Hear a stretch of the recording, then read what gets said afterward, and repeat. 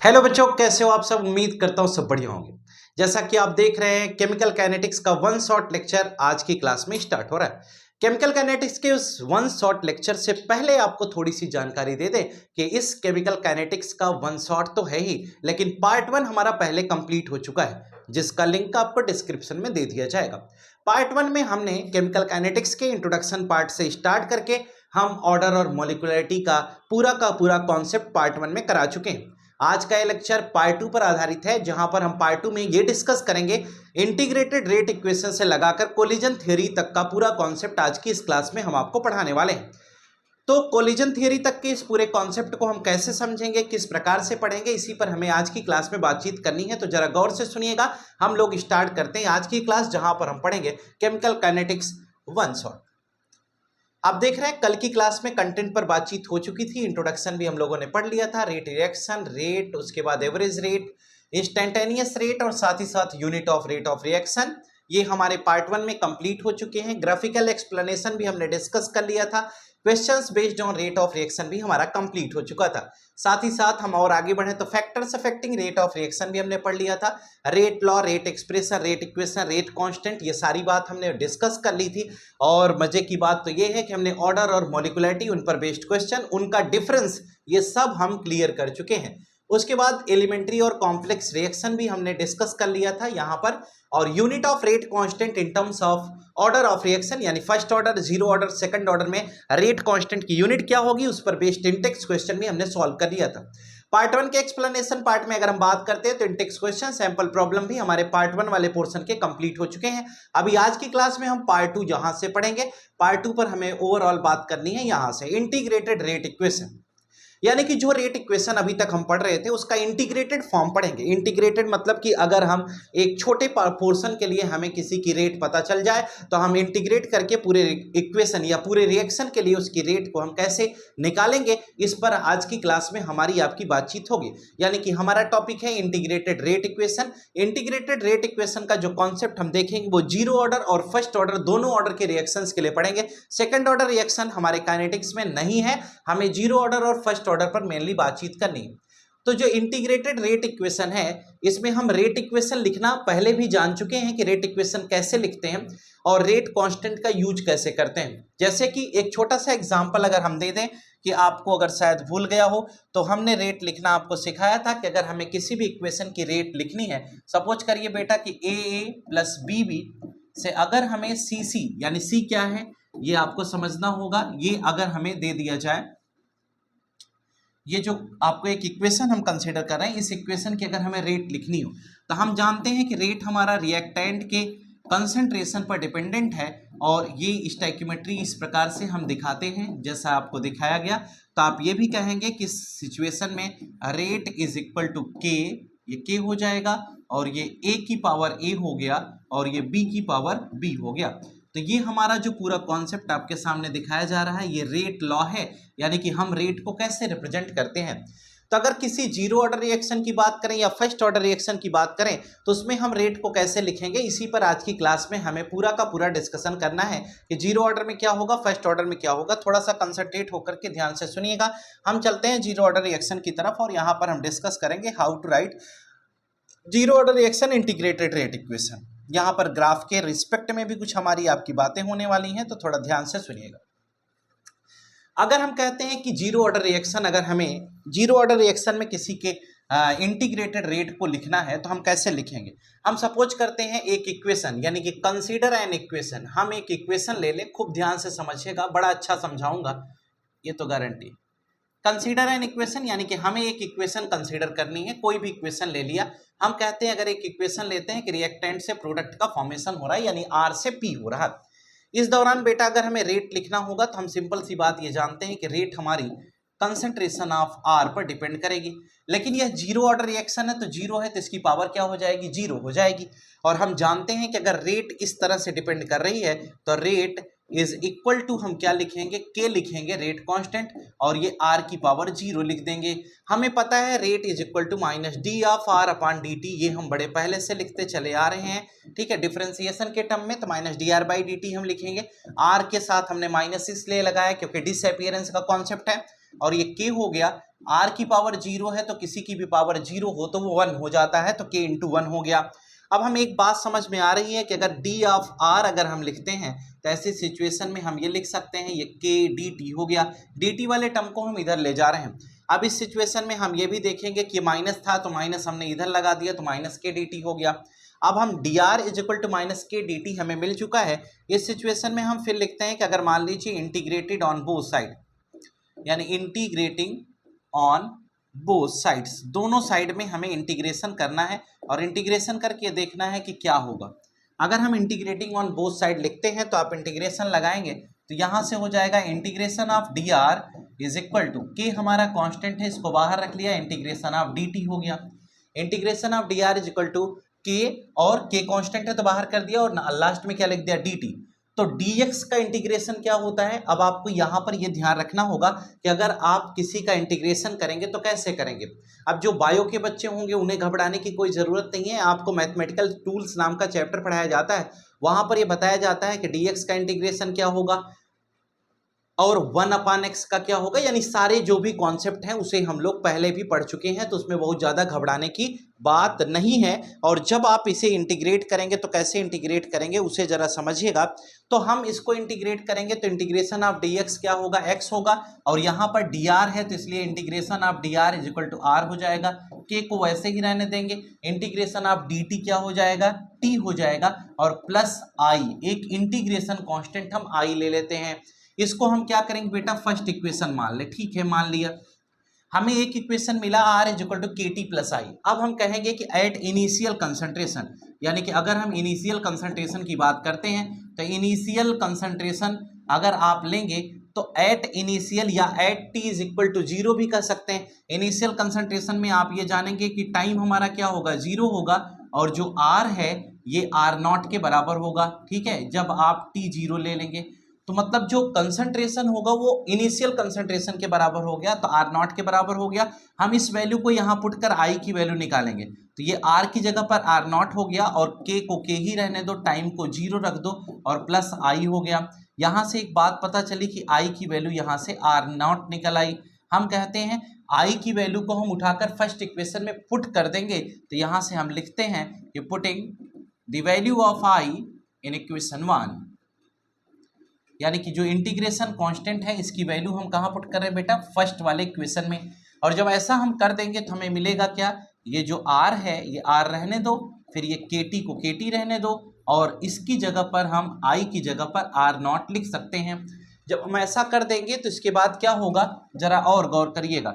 इसी कॉन्सेप्ट को लेकर हम और आगे बढ़ेंगे तो हम ये पढ़ेंगे कि r यहाँ है और इसके साथ साथ ये माइनस R0 हो जाएगा, और ये क्या हो जाएगा, इज इक्वल टू KT हो गया, ठीक है, यानी कि R minus R0 is equal to KT। ये हमारे पास एक कंडीशन मिल गई कि इसको हम कैसे सॉल्व करेंगे।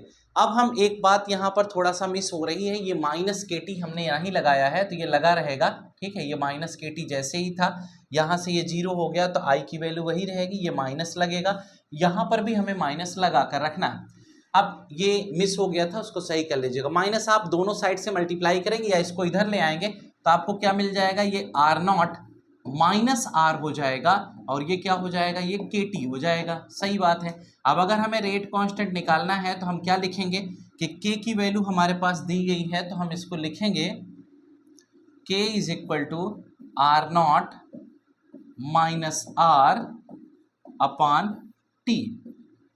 ये हमारे पास क्या मिला, ये इक्वेशन हो गया, यानी कि रेट कांस्टेंट का टाइम के साथ क्या रिलेशन है ये हमारे पास यहाँ पर दिखाई दे रहा है।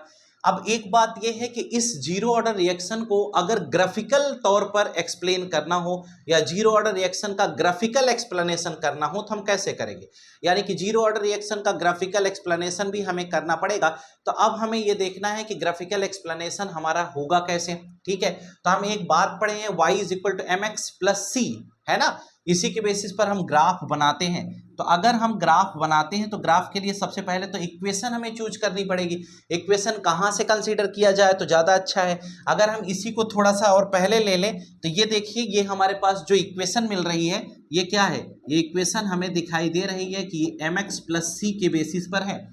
यहां पर हम देख रहे हैं कि y एक्सिस पर क्या मिल रहा है r, तो इसका मतलब ये जो y एक्सिस है इस पर हम r कंसीडर कर लेंगे बेटा, और x एक्सिस पे टाइम है तो इसको टाइम कंसीडर कर लिया, यानी कि ये टाइम का हो गया और ये r का मतलब ये कंसंट्रेशन का ग्राफ हो गया।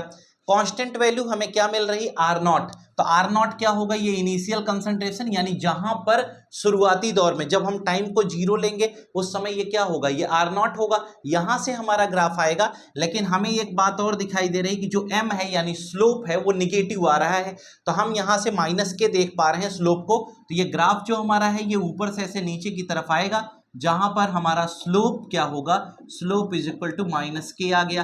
तो ये हमारा क्या हो गया, ये ग्राफिकल एक्सप्लेनेशन हो गया, और ये जो पॉइंट हमें मिला ये point initial concentration r naught है, यानी जहां से ये ग्राफ नीचे की तरफ आ रहा है वो आर नॉट हो गया। अब एक बहुत बड़ा सवाल आपके सामने ये खड़ा होता है कि सर इतनी बात आपने हमें बता दी, समझा दी, लेकिन क्वेश्चन ये राइज हो रहा है कि हमें इसका यूज क्या है। ठीक है, यूज का मतलब ये कि क्या यह एग्जाम में आएगा जैसे ये लिखाया आपने, अगर ये एग्जाम में आएगा तो हम पढ़ें या नहीं आएगा तो हम ना पढ़ें, इस तरह की तमाम सिचुएशंस आपके सामने अगर बन रही है तो आपको घबराने की जरूरत नहीं है। सबसे पहली चीज तो एग्जाम में नहीं आएगा, ये आप श्योर हो जाइए।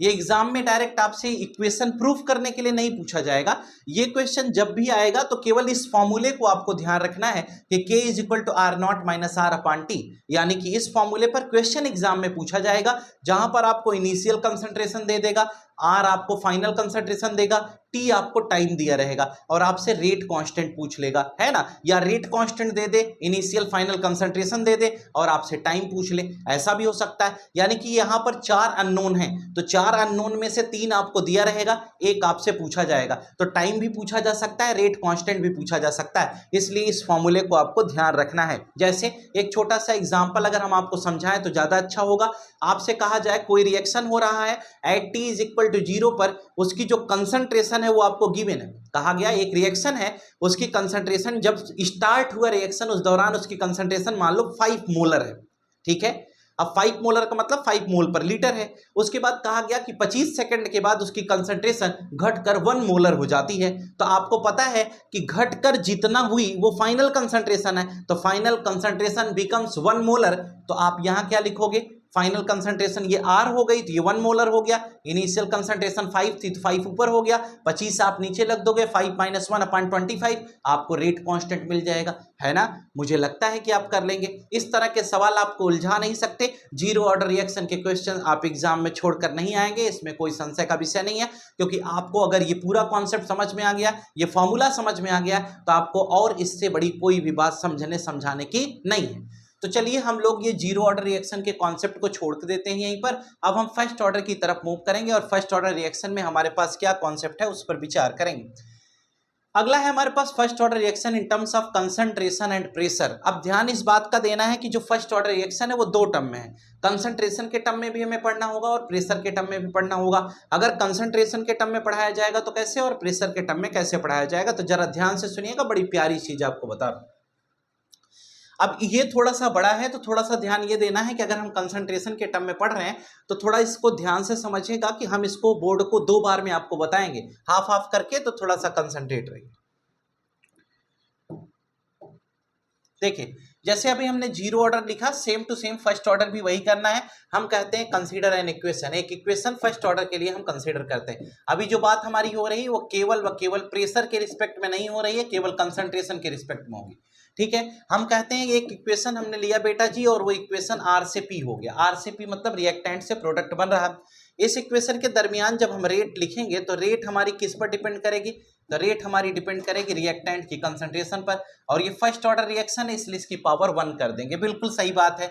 अब हम रेट को जब सॉल्व करेंगे तो हम ये कहेंगे कि रेट, ये जो प्रोपोर्शनलिटी का साइन है उसको हटा देंगे तो ये k इंटू आर की पावर 1 हो गई। 1 पावर लगाने का कोई मतलब नहीं है, k इंटू आर कर दिया, बस बात क्लियर हो गई। अब हम कहेंगे रेट की जगह पर हम लिखेंगे तो ये नेगेटिव साइन के साथ minus d R by D T लिखेंगे, और साथ ही साथ हम ये k इंटू आर लिख देंगे, यानी के आर हो गया, यहाँ तक भी कोई दिक्कत नहीं है। अब आप इस डी टी टर्म को इधर ले जा सकते हैं, आर को नीचे ले आ सकते हैं, इसमें भी कोई संशय का विषय नहीं है। तो हमने कहा minus d r upon r को नीचे ले आ दिए, और यहाँ से क्या हो गया बेटा, ये के डी टी इधर हो गया, कोई दिक्कत। यहां तक तो बिल्कुल ठीक है। अब आप क्या करेंगे, इंटीग्रेट करेंगे, क्योंकि सेम वेरिएबल यहां पर भी आपको सेम इधर भी मिल गया। ये तो dt है, वो तो आपका खत्म हो जाएगा। माइनस को आप उधर भी ले जा सकते हैं, तो आप क्या करेंगे, dr बाई ये r हो जाएगा, और यहां से क्या हो जाएगा, ये माइनस के dt हो गया। यहां तक भी कोई दिक्कत नहीं है। आपने यहां नीचे लिख दिया इंटीग्रेटिंग ऑन बोथ साइड, यानी कि आप इंटीग्रेटिंग करेंगे कहां पर, बोथ साइड, यानी कि दोनों साइड्स पे आप इंटीग्रेशन करेंगे। तो इंटीग्रेशन करने के बाद आप पाएंगे क्या, ये बात हम आपको समझाने वाले हैं। तो हमें एक बात पता चल गई कि अगर हम इंटीग्रेशन करेंगे तो इंटीग्रेशन किसका करेंगे, dr अपॉन r का, यानी कि आप कह सकते हैं 1/x dx का इंटीग्रेशन हो रहा है, या dx अपॉन x का इंटीग्रेशन हो रहा है। तो dr अपॉन r का इंटीग्रेशन करेंगे, और बेटा जी ये माइनस के बाहर हो गया, इंटीग्रेशन ऑफ dt हो जाएगा। इसमें भी कोई दिक्कत नहीं है, क्योंकि k हमारा कांस्टेंट है इसलिए बाहर ले लिया। dr अपॉन r, यानी कि यहां से अगर हम इसको सॉल्व करेंगे तो इसको हम ln x कहते हैं, यानी ये ln r हो गया। ठीक है, माइनस k को वैसे ही रहने दो, dt को क्या कहोगे, dt आपका इंटीग्रेट करने पर t हो जाएगा, और ये i आ गया। ये हमारा भाई आ गया, कौन सा, पहला इक्वेशन आ गया। यानी यही तो हम इतनी देर से समझ रहे थे, ln r equal to minus K T plus I हो गया। अब जरा इसको समझिएगा, अगर हम at T is equal to zero लेते हैं, at T is equal to zero ले लेंगे, तो हम क्या पाएंगे, ये जो r है ये किसके बराबर हो जाएगा, ये r नॉट के बराबर हो जाएगा। यानी r जो है r नॉट के बराबर हो जाएगा जब at T is equal to zero हम बात करेंगे। तो बेटा इसको उठाकर पुट कर दीजिए, क्या दिक्कत है, यहां से हमने ये कहा कि ln r नॉट कर दीजिए, और ये माइनस के को के रहने दीजिए, टी को जीरो कर दीजिए, प्लस आई कर दीजिए। आप ये जान पा रहे हैं I is equal to ln r not हो जाएगा, कोई समस्या नहीं है। इस आई की वैल्यू उठा करके भाई किस में पुट कर दीजिए, फर्स्ट वाले में, तो फर्स्ट वाले में पुट करेंगे तो ln r हो जाएगा। उसके बाद ये माइनस के टी रहने दीजिए। ठीक है, संभालिएगा अपने आप को, जो घबरा रहे होंगे उनका कुछ नहीं होगा, घबराइए नहीं। ये देखिए ln r is equal to minus K T plus ये इक्वल है, ध्यान रखिएगा, ln r is equal to minus K T plus ln r not हो गया। अब आप क्या करेंगे, इस माइनस साइन को इधर ले आइए, ठीक है, या के टी को इधर ले आइए। के टी को इधर ले आएंगे तो के टी पॉजिटिव में हो जाएगा, इसको उधर ले जाइए। तो ओवरऑल हम ऐसे भी तो लिख सकते हैं, क्या लिखेंगे, ln r not minus ln r, ये लिख सकते हैं। ये किसके बराबर हो जाएगी, के टी के बराबर हो जाएगा, कोई दिक्कत तो नहीं, सही बात है। ln r not is equal to ln r is equal to K T हो गया। अब हम इसको एक इक्वेशन सेकंड मान लेते हैं, क्योंकि इसी से ग्राफ बनाएंगे। ठीक है, ये हमारे पास एक इक्वेशन मिल गया, ln r not minus ln r is equal to K T. और हम भली बात जानते हैं कि log m माइनस log n is equal to log m upon n। तो यानी कि हम इसे प्यार से ये भी लिख सकते हैं कि अगर हम तुम्हें लिखना चाहें तो हम ये भी लिख सकते हैं, ln r not upon r is equal to K T हो गया। क्यों भाई साहब, सही है, ln r not is equal to ln r not upon r is equal to K T हो गया। अब आप ये चीज और समझ रहे होंगे कि यहाँ से आपको एक बात समझ में आ रही है कि ये ग्राफ, अगर यहाँ से हम एक तीसरा इक्वेशन ले लेंगे तो ये y is equal to mx बनाने में भी हमें काम आ जाएगा। कहे सब काम आएगा, रुके तो रहो। देखिए ln को अगर log में कन्वर्ट कर दें तो 2.303 से मल्टीप्लाई करते हैं तो ये क्या हो जाएगा, 2.303, इसको लिख देंगे और ये log हो जाएगा। ये r नॉट रहने दीजिए, अपान r हो जाएगा, कहे बहुत सही बात है, is equal to K T हो जाएगा। कोई दिक्कत आपको नहीं होनी चाहिए। इसका मतलब हम ये समझ पा रहे हैं कि ऐसी सिचुएशन हमारे सामने आ सकती है। हम कहते हैं अगर इसको थोड़ा और प्यारे तरीके से लिख दें तो 2.303 upon T log r not upon r हो जाएगा। ये देखिए हमारे पास बिल्कुल सही बात आ चुकी है। ये देखिए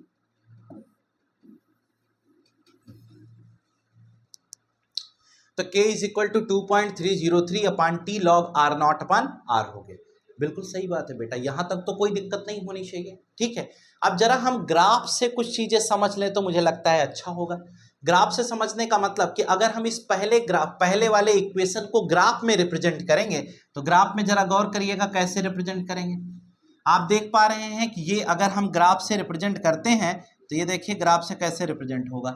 इसको हम y मानेंगे, इसको mx प्लस सी, सॉरी यहाँ तो रिप्रेजेंट नहीं होगा, सेकंड वाले को रिप्रेजेंट करेंगे। ठीक है, फर्स्ट वाले को छोड़ देते हैं, इसको वाले को काट दीजिए।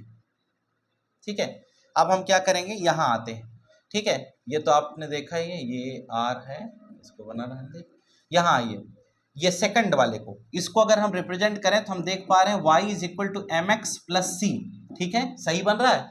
c हमारा ln r नॉट है, y हमारा ln r है। इसका मतलब हम ग्राफ में यहाँ पर ln r ले लें, ठीक है, और x एक्सिस पर क्या लेंगे बेटा, टाइम। देखिए y पर ln r, x एक्सिस पे time, constant value ln r not, slope कैसा आ रहा है माइनस के यानी निगेटिव, तो आप ये कांस्टेंट ये ln r नॉट हो जाएगा, ये स्लोप ऐसे आ जाएगा, तो इसका जो स्लोप बनेगा वो क्या हो जाएगा, slope is equal to minus K हो गया। और ये जो पॉइंट आ रहा है इसको क्या कहोगे, इसको ln r नॉट कहोगे, क्योंकि ये इनिशियल वैल्यू है। यही तो हम पूरा समझ करके चल रहे हैं।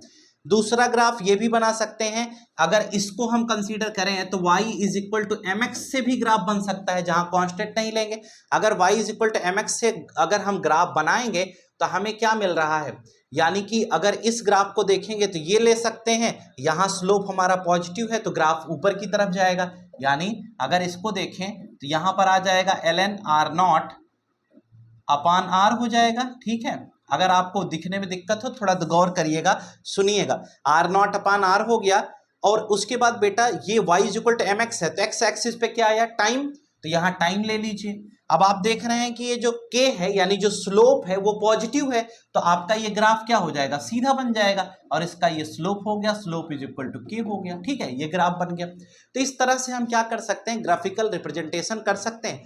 और यही दरमियान इस वाले अगर इक्वेशन में आप चाहें तो लगा सकते हैं, ठीक है। कैसे लगाएंगे, ये 2.303 अपान के कर दीजिए, टाइम को इधर कर दीजिए तो भी बन सकता है, यानी कि आप ये भी कर सकते हैं k अपान 2.303 इंटू टी, तो y is equal to M X यहाँ पर भी बन सकता है। जैसे कुछ लोग सोच रहे हो कैसे, यानी कि इसको अगर हम ऐसे लिख दें k अपान 2.303 इंटू टी is equal to log r not upon r, अगर ऐसा लिख दे बेटा तो ये y मान लेना, ये इक्वल हो गया, ये mx हो गया, ठीक है। तो y तो ये हो जाएगा, m आपका यानी जो स्लोप आएगा वो क्या आएगा, स्लोप ये हो जाएगा, स्लोप पॉजिटिव हो जाएगा।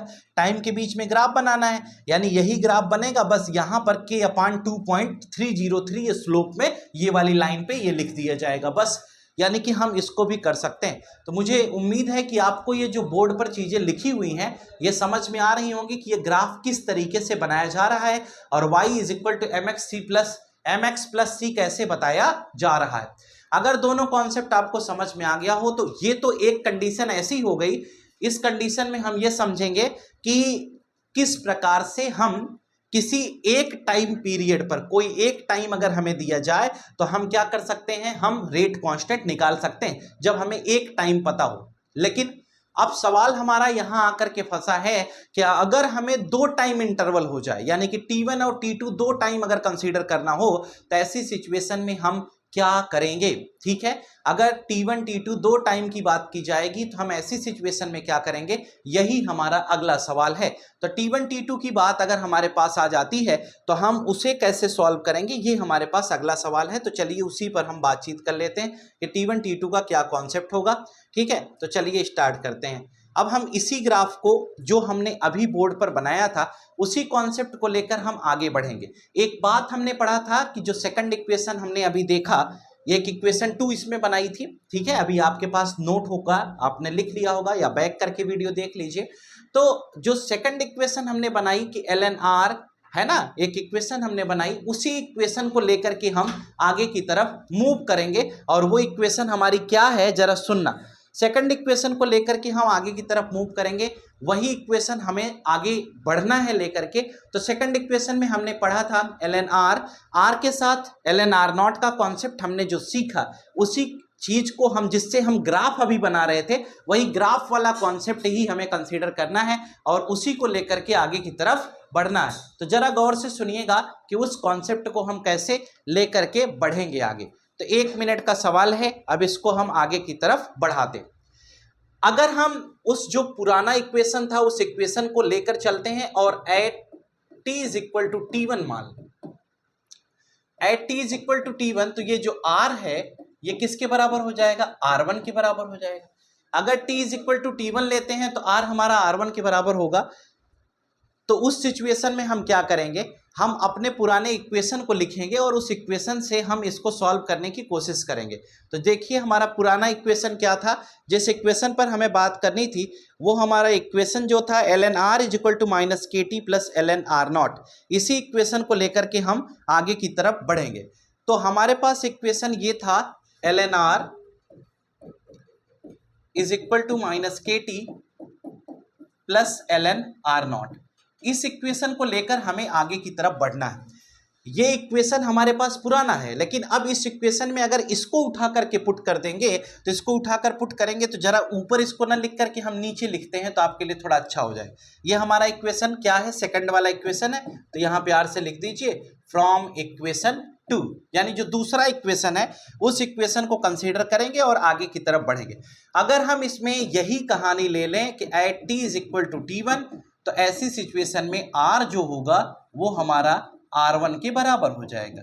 जब हम t is equal to T1 लेंगे तो हमारा जो r है वो r1 के बराबर हो जाएगा। और अगर हमारा r r1 के बराबर हो गया तो इस कॉन्सेप्ट को लेकर के हमें आगे की तरफ बढ़ना है। अब देखिएगा कि इसमें हम क्या करेंगे, कैसे इसमें आगे की तरफ हम बढ़ेंगे। देखिए बोर्ड पर देखिएगा, बने रहे। ln है बेटा, r की जगह पर r1 पुट कर दीजिए और ये माइनस के हो गया, ये T1 हो गया, प्लस ये ln r नॉट हो गया। ठीक है, यहां तक बिल्कुल सही बात है। अगर हम इसी को दूसरे रिस्पेक्ट में लिख दें, at t is equal to T2 ले लेंगे तो ये r हमारा किसके बराबर हो जाएगा, ये r2 के बराबर हो जाएगा। ठीक है, r r2 के बराबर हो गया तो दूसरा इक्वेशन ये बन जाएगा ln r2 हो जाएगा इज इक्वल टू माइनस के T2 हो गया, प्लस ये ln r नॉट हो गया। ठीक है, अब जो भी इक्वेशन वहां रहा हो आप आगे बनाइएगा। हम इसको थर्ड डाल देते हैं इक्वेशन और इसको हम फोर्थ कर देते हैं। तो 3 और 4 दो इक्वेशन हमें मिल गई। अब हम क्या करेंगे, यहां से इक्वेशन 3 माइनस इक्वेशन 4 करेंगे बेटा। इक्वेशन 3 माइनस इक्वेशन 4 जब हम करेंगे तो हमें मिलेगा क्या, लेफ्ट वाले में से लेफ्ट को घटा देंगे तो ln r1 minus ln r2 हो गया। कहें हाँ यार यहां तक तो बिल्कुल ठीक है। अब देखिए माइनस के T1 और ये माइनस के T2, तो ये बनेगा क्या, माइनस के T1 माइनस के T2। ये भी बिल्कुल सही बात है। ln r नॉट में से ln r नॉट कैंसिल हो जाएगा, वो 0 हो गया, उस पर कोई काम आपको नहीं करना है। अब इस दरमियान हमें एक बात समझ में आई कि अगर हम इसको सॉल्व करते हैं तो ln r1 अपान r2 हो जाएगा। ये बिल्कुल सही है, क्यों, क्योंकि log m अपान n हम पढ़ते हैं log m माइनस log n। इस क्वेश्चन में आगे बढ़ेंगे तो ये क्या है, ये माइनस माइनस प्लस हो गया, तो इसका मतलब प्लस के T2 माइनस के T1, तो इसका मतलब के अगर हम कॉमन ले लें तो हमें T2 माइनस T1 मिल जाएगा। इसमें भी कोई समस्या आपको नहीं होनी चाहिए। अब हम कहते हैं इस इक्वेशन को हमने सॉल्व किया तो ln है, अगर हम इसको log में ले जाएं तो 2.303, ये क्या हो जाएगा log, और ये हो गया r1 और अपान क्या हो जाएगा बेटा, r2 हो गया, r1 अपान r2 हो गया। और इक्वल टू में क्या लिखोगे, T2 माइनस T1। क्या है, हाँ बिल्कुल सही बात है। अब जरा इस पर फोकस करिएगा, ये k के साथ हम ऐसा अन्याय थोड़ा न कर रहे हैं। ये देखिए, ये T2 माइनस T1 और ये log हो गया और ये हमारे पास r1 मिल गया और ये हमारे पास r2 मिल गया। इस प्रकार से हम इस k को T2 माइनस T1 के टर्म में भी सॉल्व कर लिए। बहुत प्यारी चीज आपके सामने पेश कर दी गई। यानी कि अगर k is equal to 2.303 upon T2 minus T1 log r1 upon r2, ये हमारे पास फॉर्मूला मिल गया। अब जरा गौर करिएगा कि अगर हमें एनसीईआरटी का कोई भी क्वेश्चन या रेफरेंस बुक का कोई क्वेश्चन मिलता है जिसमें T2 और T1 अगर हमें पता है तो T2 और T1 उठाकर पुट कर देंगे। 2 टाइम इंटरवल आपको दिया होगा, वो दोनों पुट कर देंगे। R1 R2 पता होगा, रेट कांस्टेंट अलग अलग टेम्परेचर की, तो हम उसको उठाकर पुट कर, सॉरी R1 R2 कंसंट्रेशन है, ये दोनों पता होगा, वो उठाकर पुट कर देंगे और हम रेट कांस्टेंट को आसानी से कैलकुलेट कर सकते हैं। मुझे उम्मीद है कि आपको ये दिया गया कॉन्सेप्ट समझ में आ गया होगा और इस कॉन्सेप्ट को और डिटेल में समझने के लिए या इस पर बेस्ड प्रैक्टिस करने के लिए आपके पास क्या है, आपके पास न्यूमेरिकल है। उस न्यूमेरिकल की मदद से आप इसे सॉल्व कर सकते हैं। एग्जाम्पल 3.5 आप देख करके आप इस क्वेश्चंस का जो कॉन्सेप्ट है, जहां से आप कंफ्यूज हो रहे हो, उसे आप आसानी से कर सकते हैं। ग्राफ के रिस्पेक्ट में अगर बात की जाए तो ग्राफ के रिस्पेक्ट में हमने आपको चीजें समझा दी हैं। अब दोबारा से यहां से कोई ग्राफ बताने का कोई मीनिंग नहीं है। ग्राफ हमने पूरी तरह से आपको समझा दिया है कि कौन सा ग्राफ हमें कैसे यूज करना है। तो ग्राफ का पूरा कॉन्सेप्ट हमारा खत्म हो चुका है, क्योंकि 2 ग्राफ हम पीछे डिस्कस करके आ चुके हैं। यानी कि इसी पर हमें ग्राफ भी लेकर चलना था। ये y हो जाएगा, ये mx है प्लस c है, तो m को हम ये मान लेंगे -x, c हमारा ln_r0 है, ये कांस्टेंट है, ग्राफ हमारा बन जाएगा।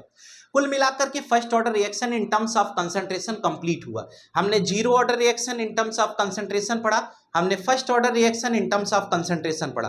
अब हम इसके बाद अगला कॉन्सेप्ट क्या डिस्कस करेंगे वो जरा गौर से सुनिएगा। अगला कॉन्सेप्ट जो हमें इसके बाद डिस्कस करना है वो ये है कि first order reaction in terms of pressure, यानी कि प्रेशर के टर्म में हम फर्स्ट ऑर्डर रिएक्शन को कैसे पढ़ते हैं, ये हमें अगली बात आपसे डिस्कस करनी है। अब जैसे मान लीजिए कोई केमिकल इक्वेशन फिर से कंसीडर करेंगे और प्रेशर के रिस्पेक्ट में उसे सॉल्व करने का प्रयास करेंगे और एक फॉर्मूला निकालेंगे कि प्रेशर के रिस्पेक्ट में ये क्या फॉर्मूला बनेगा, कैसे बनेगा, उसी पर हमारी आज की क्लास में आपकी बातचीत होगी। तो गौर करिएगा, ये बोर्ड पर जो लिखा गया शायद मुझे लगता है कि आपको अच्छे से समझ में आ जाना चाहिए। अब समझना इस बात का है कि ये जो अभी तक हम पढ़ रहे थे वो कंसंट्रेशन के टर्म में बात थी, अब हम जो पढ़ रहे हैं ये प्रेशर के टर्म में बात है। एक इक्वेशन कंसीडर कर लें कि अगर ए से मान लीजिए बी प्लस सी कोई इक्वेशन बन रहा है, उसको प्रेशर के टर्म में हमें एक्सप्लेन करनी है, तो जरा गौर करिएगा।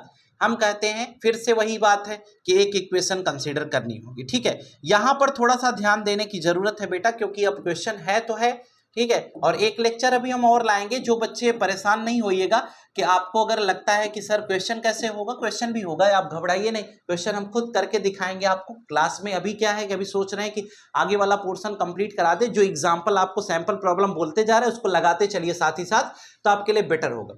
एक इक्वेशन हम प्रेशर के टर्म में यानी कि गैस के टर्म में अब कंसीडर कर रहे हैं। जैसे मान लीजिए ए से हम किसी इक्वेशन में बी प्लस सी का कॉन्सेप्ट लेते हैं, हम कहते हैं इसकी भी फेज गैसियस है, इसकी भी फेज गैसियस है और ए भी हमारा गैसियस कंडीशन में, ये हमारे पास रिएक्टेंट हो गया, वो हमारे पास प्रेशर हो गया। अगर इस इक्वेशन को हम कंसीडर करें तो इस इक्वेशन में हमें देखना ये है, अगर हम एक कंडीशन ये लें कि at T is equal to zero, T is equal to zero का मतलब ये हुआ कि जब हम टाइम जीरो लेते हैं यानी रिएक्शन स्टार्ट ही नहीं हुआ है, उस समय ये जो ए है इसका जो प्रेशर होगा उसको हम पी आई मान लेते हैं। पी आई का मतलब यह इनिशियल प्रेशर है, यानी कि ए जो है वो गैसियस फेज में है, उसका प्रेशर हमने पी आई कंसीडर कर लिया, और बी और सी जो है उस समय प्रोडक्ट तो हमारे पास कितना बनेगा, जीरो बनेगा, यानी कोई भी प्रोडक्ट हमें नहीं मिल रहा है।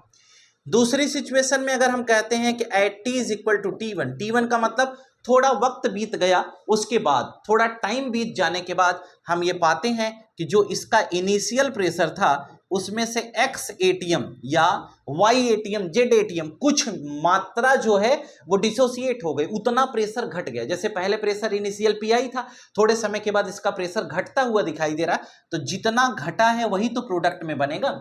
यानी कि अगर एक्स एटीएम ये प्रेशर घटा है तो एक्स एटीएम क्या हो जाएगा, बढ़ जाएगा, यानी कि वो प्रोडक्ट साइड में बन जाएगा। हम कहते हैं पीआई हमारा इनिशियल प्रेशर है और एक्स एटीएम इसमें से क्या हुआ, टाइम टी1 पर घट गया, तो जितना घटा वही तो बी और सी का प्रेशर बनेगा, यानी बी और सी का जो प्रेशर है वो हमारा क्या हो जाएगा, वो हमारा एक्स एटीएम हो जाएगा। यानी पीआई एटीएम पहले था, बाद में ये एक्स एटीएम की कहानी हम पढ़ रहे हैं।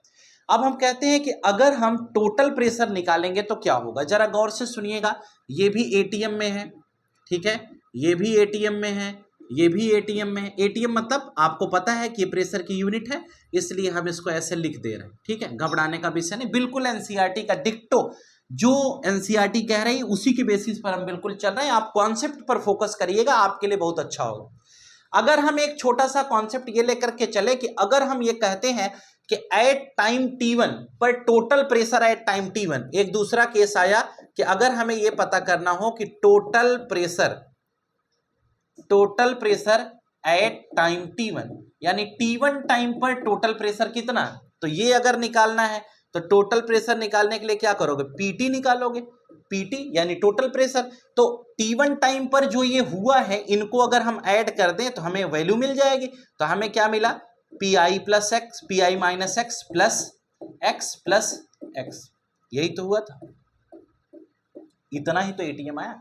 तो ये एक तो कैंसिल हो गया, तो मिला क्या, पी आई माइनस, ये तो एक एक्स से कैंसिल हो गया तो पी आई प्लस एक्स हो गया, और ये किसकी वैल्यू आ गई, पीटी की। तो हम देख रहे हैं टोटल प्रेशर हमारा क्या हो गया, इनिशियल प्रेशर में अगर एक्स ऐड कर दें तो हमें टोटल प्रेशर मिल जाएगा। लेकिन हम ये कहते हैं कि अगर यहाँ से इनिशियल प्रेशर हमें पता करना होगा तो पीटी माइनस एक्स कर देंगे, ये कर सकते हैं। और अगर एक्स की वैल्यू पता करना है तो PT minus P I is equal to X हो जाएगा। एक्स का मतलब जो डिसोसिएट हो रहा है वो कितना हो रहा है, तो हम कहेंगे पीटी माइनस पी आई कर देंगे तो हमें एक्स मिल जाएगा। अब जरा गौर से सुनिएगा, यानी कि हम ये कह सकते हैं कि अगर एक्स यानी कि जो निकालना है तो किसके बराबर होगा, पीटी माइनस पी आई के, यानी कि हमें एक्स भी पता चल गया।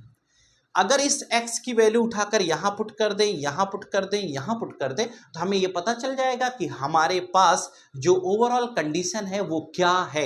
इसको भी हम यहाँ से निकाल सकते हैं, यानी कि x की वैल्यू पुट करके हम किसी भी क्वेश्चन को अंजाम तक पहुँचा सकते हैं। तो जरा गौर करिएगा, हमारे पास PA है, उसके बाद हमारे पास दूसरा कॉन्सेप्ट भी है। तो एक एक करके हम समझा रहे हैं आपको कि अगर हमें PA निकालना है तो क्या करेंगे, उसके बाद PB निकालना है तो क्या करेंगे, और PC निकालना है तो क्या करेंगे। PA का मतलब ए वाले का प्रेशर एट टाइम T1। जरा गौर से समझिएगा, PA अगर ए का निकालना, यानी कि हम यहां से लिखते हैं कि एट टाइम T1 टाइम के बाद अगर हमें PA कैलकुलेट करना है तो PA की वैल्यू कितनी आई, PI माइनस एक्स, कितनी आई, PI माइनस एक्स।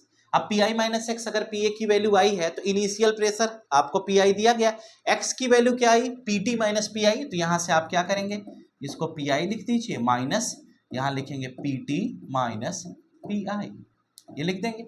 अब ये माइनस PT हो जाएगा और ये माइनस माइनस क्या हो गया, प्लस। तो इसका मतलब हम एक बात समझ पाए कि ये 2PI माइनस PT, ये किसकी वैल्यू हो गई, PA की, ये बन जाएगा। यानी कि हम कहेंगे 2PI माइनस PT, ये हमारे पास किसकी वैल्यू आ गई, PA की। अगर इसी दौरान हमें PB निकालना हो तो PB की वैल्यू क्या है, PB is equal to X ATM है। तो एक्स ATM का मतलब ये हो गया बेटा कि x की वैल्यू क्या है, ये PT माइनस PI है।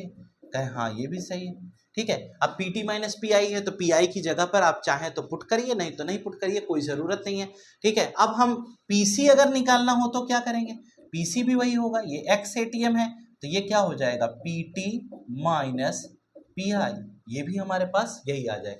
तो कुल मिलाकर के अगर हम देखें तो हम PA भी निकाल सकते हैं, P भी निकाल सकते हैं, और सारा जितना भी हमारे पास केसेज है हम उसे आसानी से कैलकुलेट कर सकते हैं।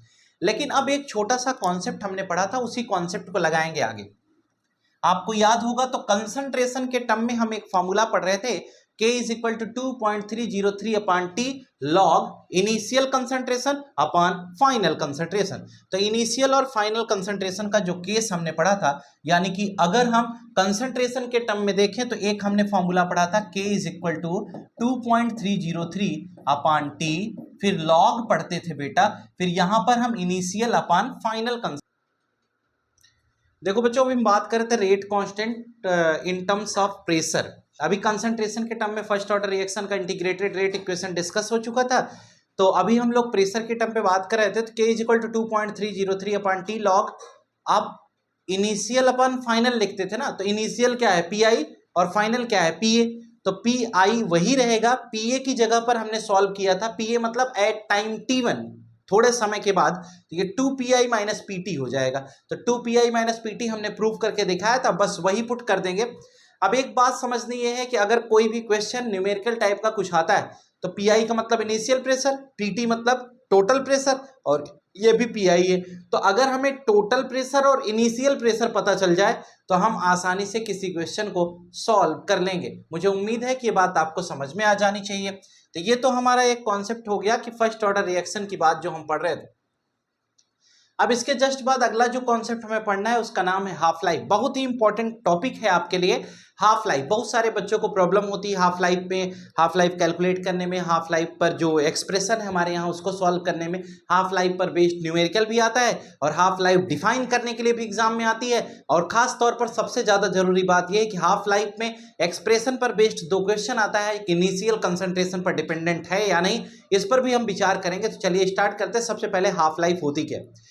अब सवाल यह है कि हाफ लाइफ क्या है, ऐसा डिफाइन हाफ लाइफ टर्म करके एग्जांपल आ सकता है, क्वेश्चन आ सकता है, या right short note on half life ऐसे भी आ सकता है। तो हाफ लाइफ है क्या, सबसे बड़ा सवाल। हाफ लाइफ साफ साफ समझ में आ रहा है, आधी जिंदगानी। आधी जिंदगानी का मतलब यह हुआ कि वह समय जिस टाइम में जो इनिशियल कंसंट्रेशन है उसकी हाफ कंसंट्रेशन बचे, यानी किसी रिएक्शन के दौरान आपने कहा रिएक्शन लिया, हमने रिएक्शन स्टार्ट हुआ तो इनिशियल कंसंट्रेशन कुछ न कुछ होगी।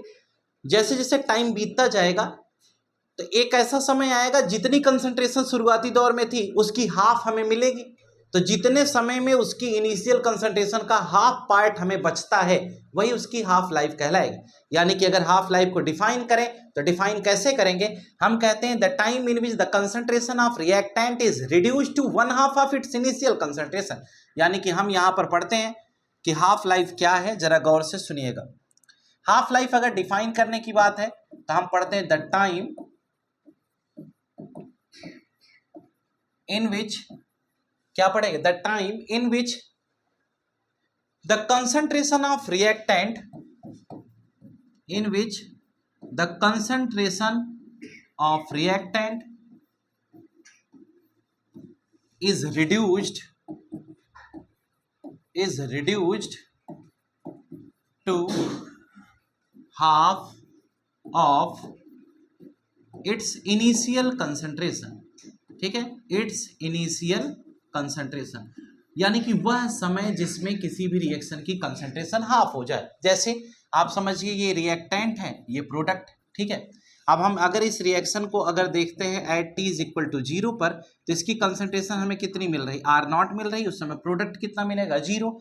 लेकिन अगर हम at T is equal to T half पर देखें, जब समय हाफ हो जाएगा तो ऐसी सिचुएशन में इसकी कंसंट्रेशन कितनी मिलेगी, R0 मिलेगी, R0/2, और ये प्रोडक्ट में कितना हो जाएगा, R0/2। यानी कि इसकी कंसंट्रेशन हाफ हो गई, यानी R0 माइनस R0/2 कर सकते हो तो भी तो आएगा R0/2, और ये जितना यहाँ पर घटी उतना ही तो प्रोडक्ट में मिलेगी। तो इसका मतलब जिस समय यह अपने इनिशियल कंसंट्रेशन का हाफ हो जाए तो वही टाइम हमारा क्या कहलाएगा, हाफ लाइफ कहलाएगा। यानी किसी भी रिएक्शन के दौरान जो उसकी इनिशियल कंसंट्रेशन है उसका हाफ पोर्शन जब हमें रिमेनिंग पार्ट में मिलता है रिएक्टेंट साइड में, तो जितने समय में ये हाफ होता है वही हमारी हाफ लाइफ कहलाती है। ठीक है, इसी को आधी जिंदगानी कहते हैं, ऐसे भी आप इसे समझ सकते हैं, बड़ी प्यारी चीज है हाफ लाइफ।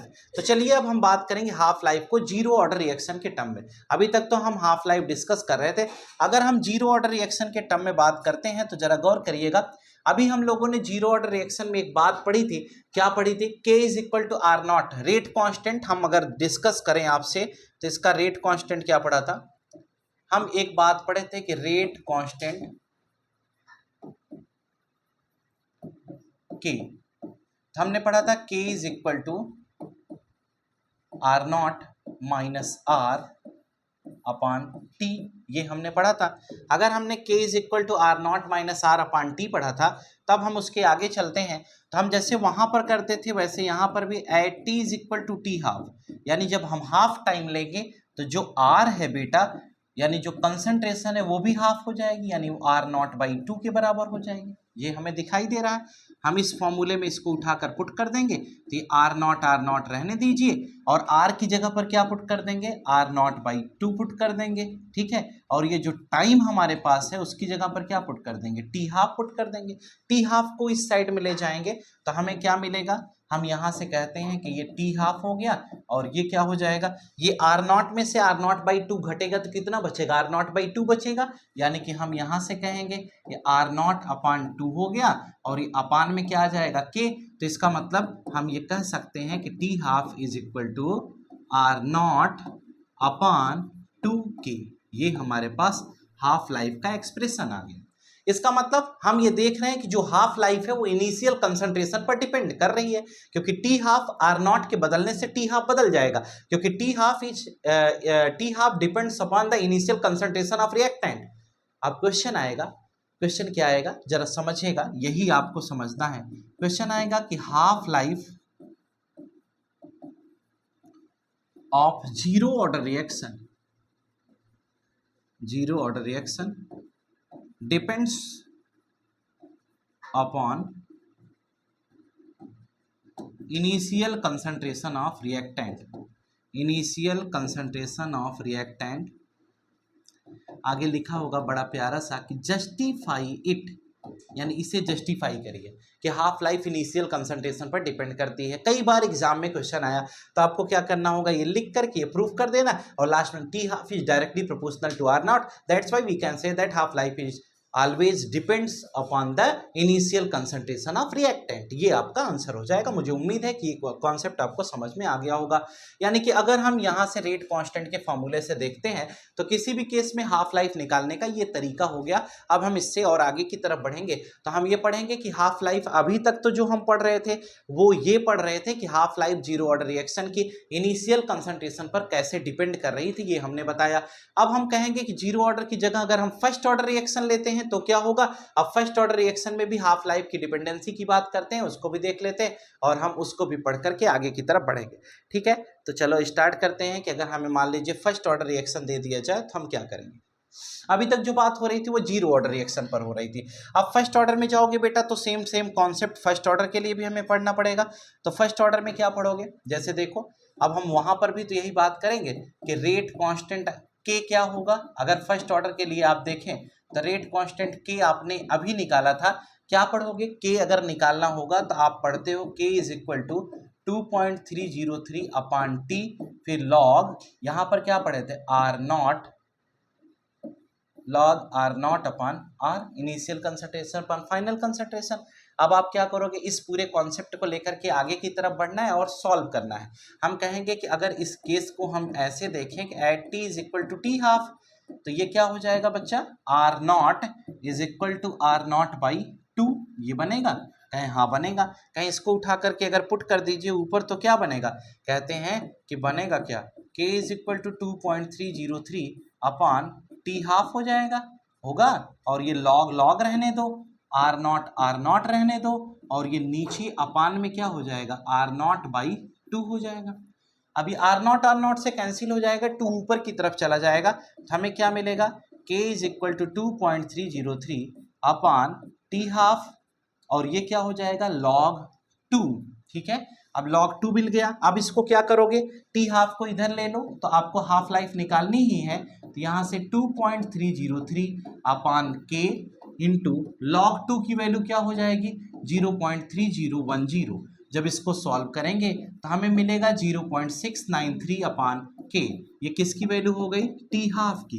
यानी किसी भी सिचुएशन में अगर हाफ लाइफ निकालना है तो आप ये फॉर्मूला यूज कर सकते हैं। यानी कि हाफ लाइफ, एक बात आपको समझ में आई कि हाफ लाइफ जो अभी निकाले हम, ये रेट कांस्टेंट पर डिपेंड नहीं कर रहा है। तो नीचे ही एक बड़ी प्यारी सी बात, फिर एक क्वेश्चन बनता है और वो क्वेश्चन क्या आएगा, आपसे क्वेश्चन पूछा जाएगा कि हाफ लाइफ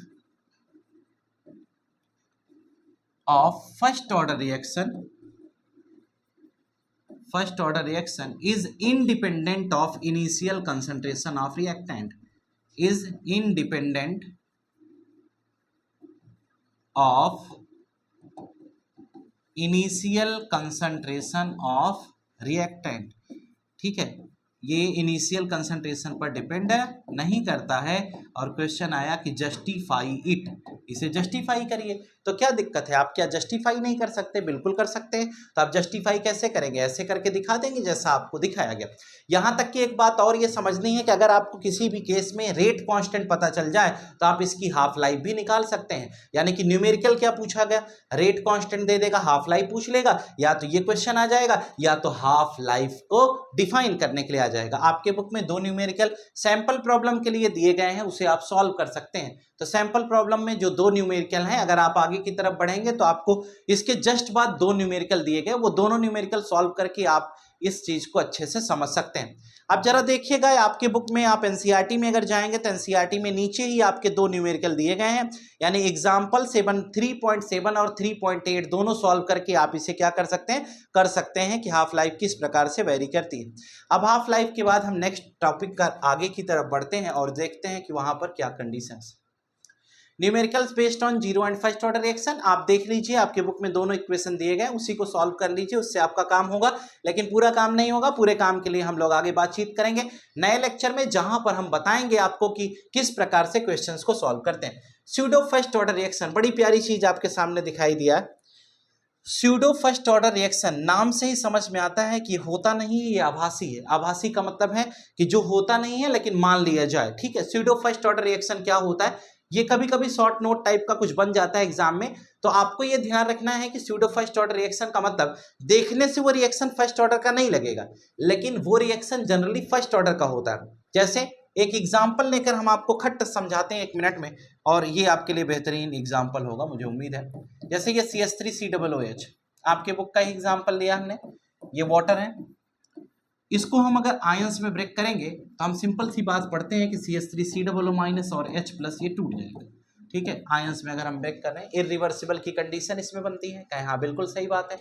अब अगर हम एट t = 0 ले लें, एट t = 0 यानी इनिशियल कंसंट्रेशन, मान लीजिए इसको भी हम आपको जब इसको सॉल्व करते हैं तो हम इस कंडीशन को ऐसे समझ लें कि जैसे मान लीजिए इसको हम 10 मोलर ले लें, ठीक है, इसको भी 10 मोलर ले लें, उस समय ये दोनों क्या होगा, 0 0 हो जाएंगे, ठीक है। लेकिन एट t = T1 अगर हम देखें, t = T1 का मतलब थोड़ा समय बीत जाए, और थोड़ा समय बीत जाए बेटा तो ये 10 मोलर के बजाय अब 1 मोलर हमारे पास बचा, या आप कह लीजिए कि खत्म हो गया, 0 हो गया, और ये हमारे पास 9 मोलर अभी बचा हुआ है, ठीक है, 1 मोलर खत्म हुआ। अगर ऐसी सिचुएशन कहीं पर भी बन रही है तो इसका मतलब ये हो रहा है कि मेनली घट कौन रहा है, मेनली किसमें चेंज आया, इसमें CH3COOH की कंसंट्रेशन में एक बड़ा बदलाव देखने को मिला, लेकिन वाटर की कंसंट्रेशन में कोई खास बदलाव देखने को नहीं मिला। तो कभी कभी रिएक्शन के दौरान रिएक्टेंट का होना तो ठीक है, लेकिन जो रिएक्टेंट होता है उसकी कंसंट्रेशन में चेंज नहीं होता, तो जब कंसंट्रेशन में चेंज नहीं होता तो हम ये कह सकते हैं कि इसका मतलब उस रिएक्शन में उसका उपयोग नहीं हो रहा। इसका मतलब अगर हम लॉ ऑफ मास एक्शन यहां से लगाते हैं तो एक बात हमने पढ़ा कि रेट हमारा डायरेक्टली प्रोपोर्शनल किसके होगा, CH3COOH के होगा, और दूसरा वाटर के होगा। लेकिन बेटा अब आप यहां से देखोगे तो इसकी भी पावर 1 है, इसकी भी पावर 1 है, तो 1 और 1 आपने ऑर्डर का फॉर्मूला पढ़ा था, तो 1 और 1 2 आ रहा है, यानी कि ऑर्डर आपको देखने से लग रहा है 2 होगा, लेकिन 2 नहीं होगा, ठीक है। अब क्या करोगे, अब इसमें आपको ये जो ओवरऑल रेट है ना, वो उसी पर डिपेंड करेगी जिसकी कंसंट्रेशन में मैक्सिमम चेंजेस आए हैं।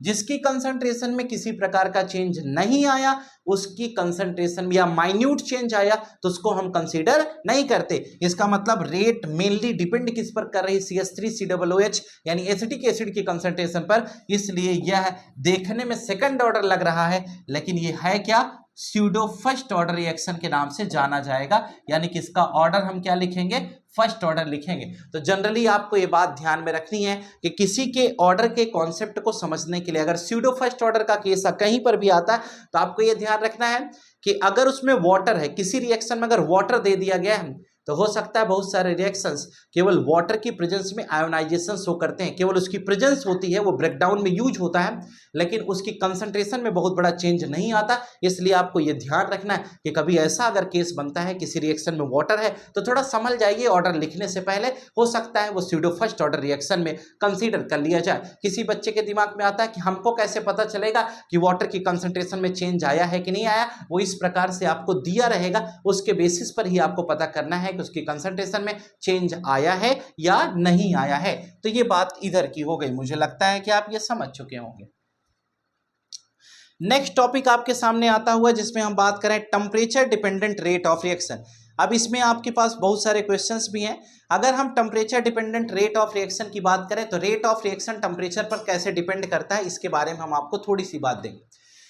जनरली हम ये जानते हैं कि कहीं पर कोई भी रिएक्शन हो रहा है तो उसकी रेट टेम्परेचर डिपेंडेंट होगी, इसमें कोई संशय का विषय नहीं है, क्योंकि टेम्परेचर को जैसे ही हम बढ़ाएंगे वैसे ही रेट बदल जाएगी। यानी कि टेम्परेचर जैसे कभी कभी कोई रिएक्शन नहीं होता है तो रिएक्शन को कराने के लिए हमें क्या करना पड़ता है, हमें उसे हीट करना पड़ता है। जब हम रिएक्शन को कराने के लिए उसे हीट करते हैं, हीट करने का मतलब अगर हम टेम्परेचर दे दें तो जो रिएक्शन नहीं हो रहा है वो होना शुरू हो जाता है, यानी कि हीट करके हम किसी रिएक्शन को आसानी से करा सकते हैं। तो इसका मतलब आप एक बात ये ध्यान रखिए कि अगर हम कभी भी किसी को टेम्परेचर देते हैं तो उससे क्या होता है, 1 मिनट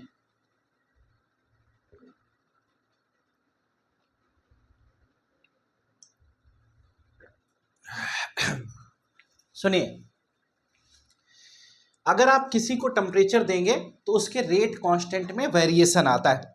आपकी बुक कहती है कि कोई केमिकल रिएक्शन है, अगर उसके जिस टेम्परेचर पर कोई केमिकल रिएक्शन शुरुआती दौर में हो रहा था, अगर उस टेम्परेचर से 10 डिग्री आप टेम्परेचर बढ़ा दें तो रेट कांस्टेंट क्या हो जाता है, डबल हो जाता है। यानी कि जो रेट कांस्टेंट के है उसकी वैल्यू में चेंज कुछ इस प्रकार से आता है। अगर आप 10 डिग्री टेम्परेचर को बढ़ा देते हैं तो ओवरऑल कुल मिलाकर आप ये समझिए कि अगर हम टेम्परेचर किसी का भी बढ़ाएंगे तो टेम्परेचर बढ़ाने से उसके रेट कांस्टेंट में चेंजेज आते हैं। रेट कांस्टेंट क्या हो जाएगा, डबल हो जाएगा।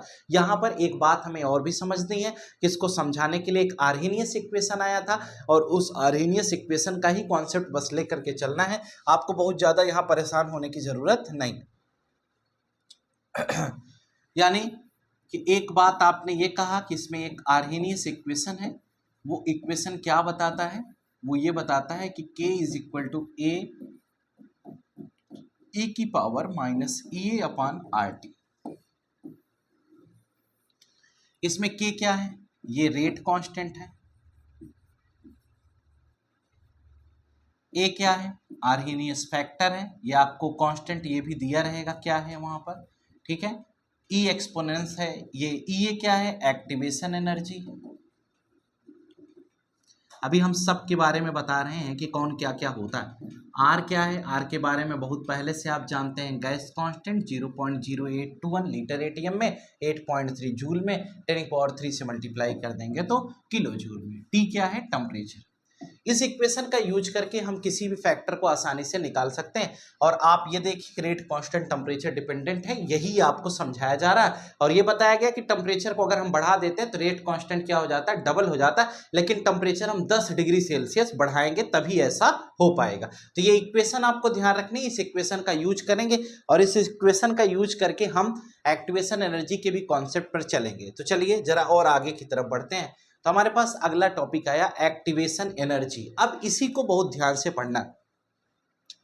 ध्यान से पढ़ना है कि कभी भी कहीं पर भी अगर कोई भी केमिकल रिएक्शन हो रहा है तो उस केमिकल रिएक्शन में, जैसे जनरली रिएक्शन कहीं पर भी होता है तो रिएक्शन में 3 केसेस बनती हो सकता है जो रिएक्शन में पार्टिसिपेट करने वाला रिएक्टेंट हो वो खुद से रिएक्ट कर ले, हो सकता है खुद से रिएक्ट करने की क्षमता ना हो, तो जब नहीं क्षमता होगी तो हम उसे एनर्जी देंगे। जैसे हम कहते हैं, जैसे टेस्ट ट्यूब में कुछ रिएक्शन करने को दिया, नहीं हो रहा है तो हम कहते हैं गर्म कर लो। हल्का सा आप गर्म करते हो तो क्या हो जाता है, वो रिएक्शन स्टार्ट हो जाता है। तो हम हीट देते हैं तो केमिकल रिएक्शन बढ़ना शुरू हो जाता है, रेट ऑफ रिएक्शन इंक्रीज करती है, यही तो हमने समझाया। तो अगर आपको एक टेस्ट ट्यूब में दिया गया रिएक्शन अगर वो नहीं हो रहा है तो हम कुछ उसको एनर्जी देंगे कि नहीं देंगे, सपोर्ट करेंगे कि नहीं। जब हम थोड़ा सपोर्ट कर देते हैं, थोड़ी एनर्जी दे देते हैं तो वो रिएक्शन हमारा क्या हो जाता है, फॉरवर्ड डायरेक्शन में शिफ्ट हो जाता है, रिएक्शन होना शुरू हो जाता है। इसी में एक एक्टिवेशन एनर्जी का छोटा सा कॉन्सेप्ट हम लेकर चल रहे हैं। आपके यहाँ एक क्वेश्चन ये आया कि अगर हाइड्रोजन को आयोडीन के साथ मिलाया जाए तो प्रोडक्ट हाइड्रोजन आयोडाइड बन जाता है। ठीक है, जरा गौर से सुनिएगा। अगर हम कहते हैं H2 + I2 मिलाते हैं तो हमें प्रोडक्ट में 2HI मिलता है। जनरली अगर इसकी मैकेनिज्म पर बात करें तो मैकेनिज्म पर बात करेंगे तो ये ऐसा नहीं होता जैसा आप देख रहे हैं। ठीक है, मैकेनिज्म पर बात करेंगे तो पहले स्टेप में क्या होगा, ये जो H2 है यानी इसके बीच में ऐसा होगा। ठीक है, यानी कि पहले स्टेप में हम अगर आपको समझाएं तो ये मैकेनिज्म के बारे में 1 मिनट में देख लीजिए, मैकेनिज्म पर बात कर रहे हैं।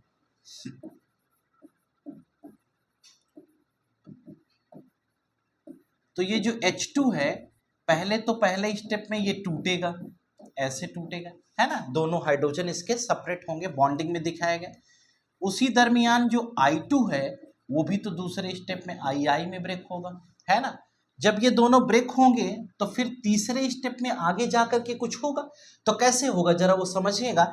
एक ऐसी सिचुएशन होगी जब H के बीच का बॉन्ड टूट रहा होगा, ये बॉन्ड हमारा क्या होगा, टूट रहा होगा, ये भी बॉन्ड क्या हो रहा होगा, टूट रहा होगा। और उसी दरमियान हाइड्रोजन आयोडीन के बीच में बॉन्डिंग हो रही होगी और हाइड्रोजन आयोडीन के बीच में बॉन्डिंग हो रही होगी। यानी एक ऐसी इंटरमीडिएट कंडीशन आती है, इसी को हम इंटरमीडिएट कहते हैं।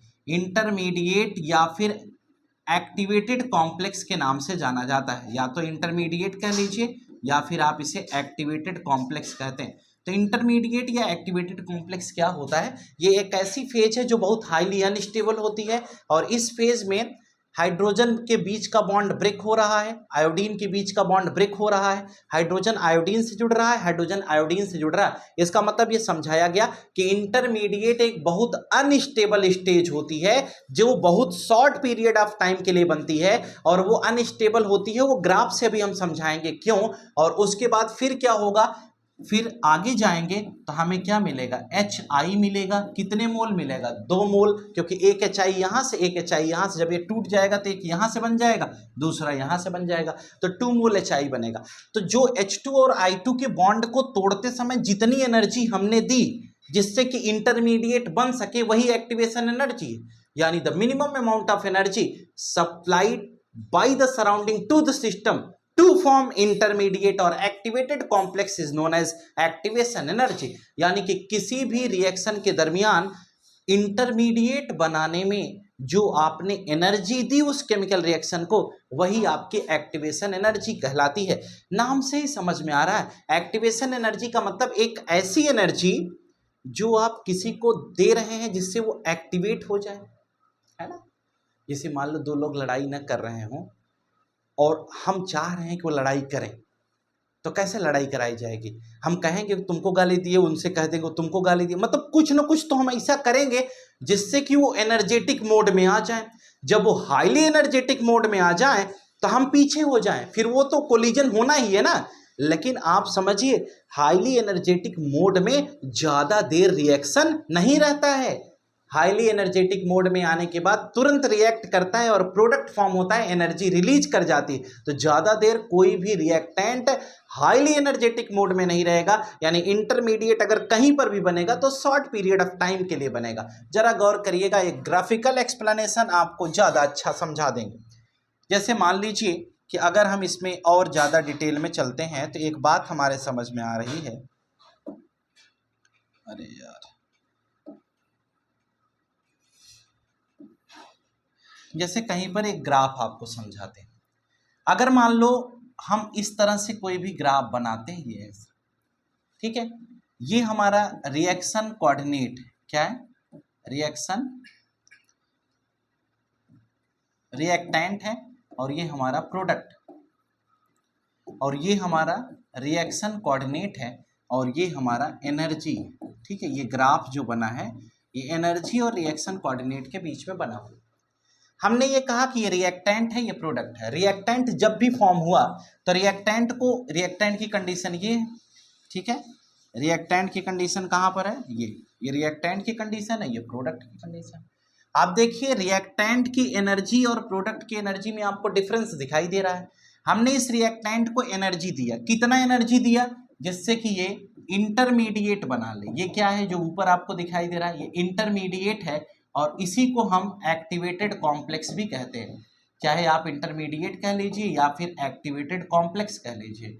इंटरमीडिएट या एक्टिवेटेड कॉम्प्लेक्स को फॉर्म करने में जितनी भी एनर्जी रिएक्टेंट को हम देते हैं या सिस्टम को देते हैं, वही हमारा क्या कहलाता है, वही हमारा एक्टिवेशन एनर्जी कहलाती है। यानी इस रिएक्टेंट को इस फेज में पहुंचाने में हमारा बहुत बड़ा रोल है। आप देखिए, इतनी एनर्जी हमने दिया कि नहीं दिया, इतनी एनर्जी दिया, तो ये क्या होगा, इसी को हम ईए कहते हैं। ईए मतलब यही हमारा एक्टिवेशन एनर्जी है। यानी किसी भी रिएक्टेंट को उतनी एनर्जी दिया जिससे कि वह इंटरमीडिएट बना ले।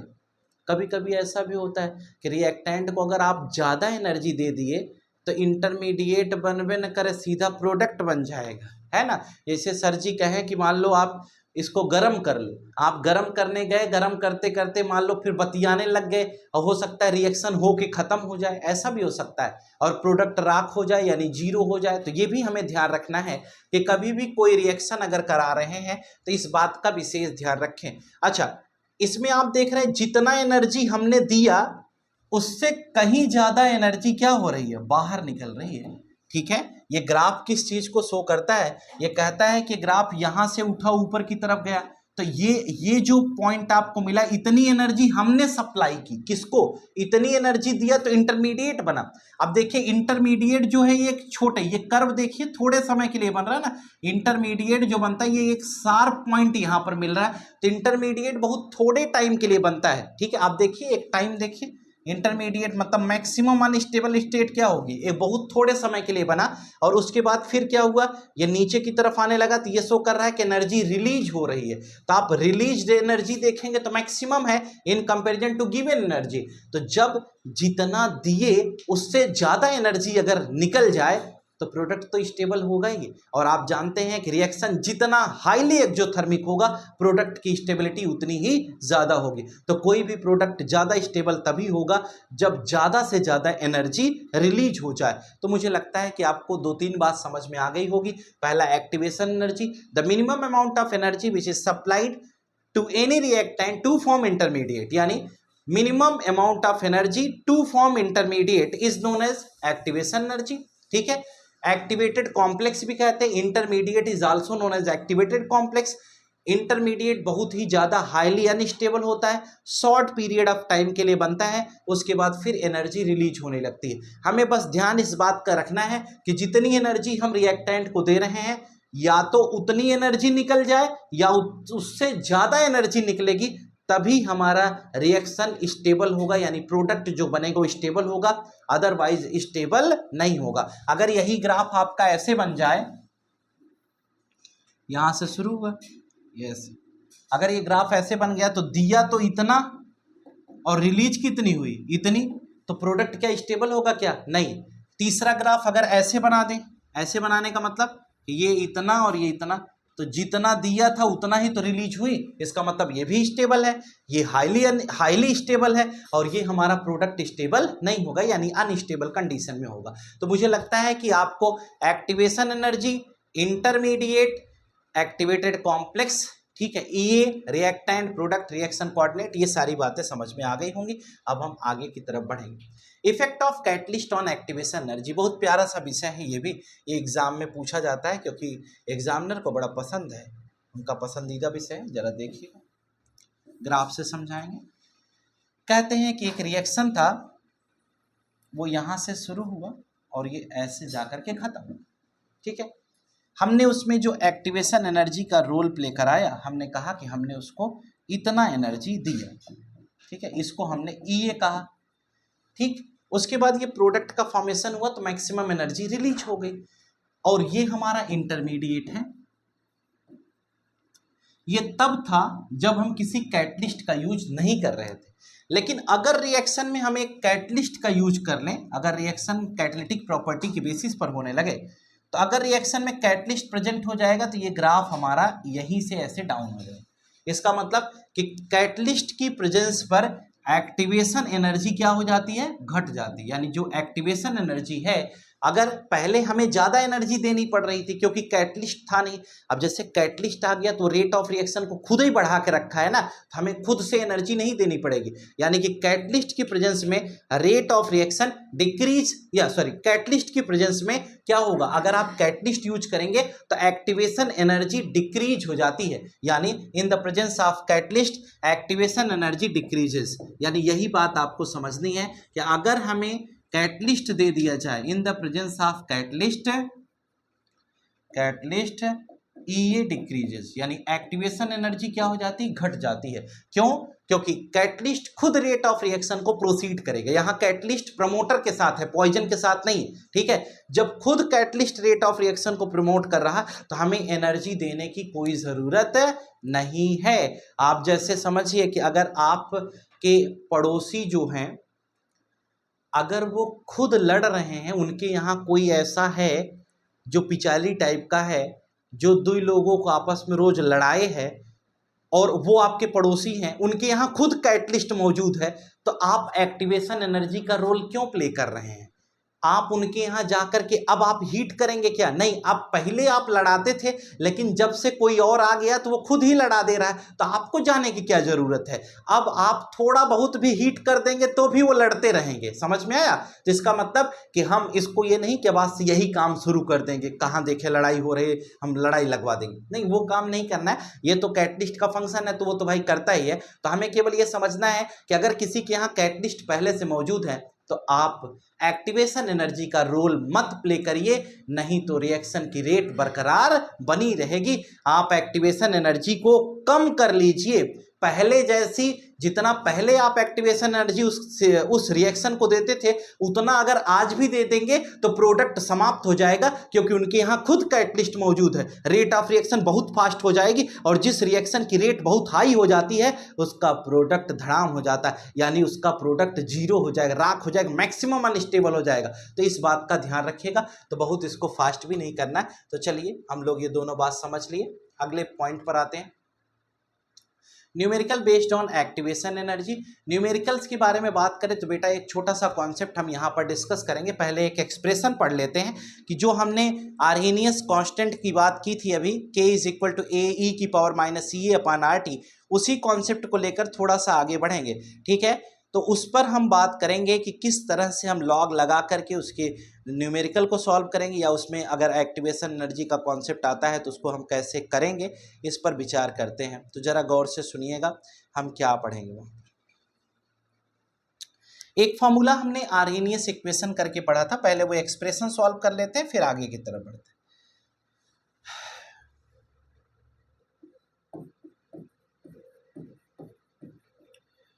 अभी हमने थोड़े दिन पहले ही बताया था ना, इन आर्हेनियस इक्वेशन हमने पढ़ा था k इज इक्वल टू ए ई की power minus E A upon R T, यही हम पढ़ रहे थे।